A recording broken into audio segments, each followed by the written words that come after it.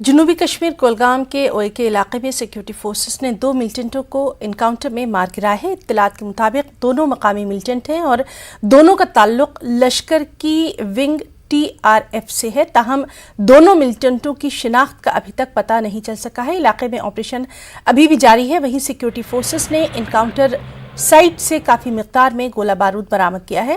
Police, फौज और CRPF ने मुश्तरका ऑपरेशन अंजाम देकर इस कामयाबी को हासिल किया है।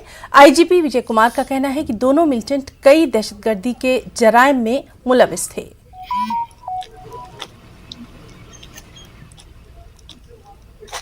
जो तफसीलात अभी हमें मौसूल हुई है उसके मुताबिक जो है इस एनकाउंटर में दो जो मिलिटेंट है वो मारे गए हैं। दोनों का ताल्लुक जो है TRF और LET से बताया जा रहा है, जैसा कि IG कश्मीर जो है उन्होंने अपने ट्वीट में भी बताया।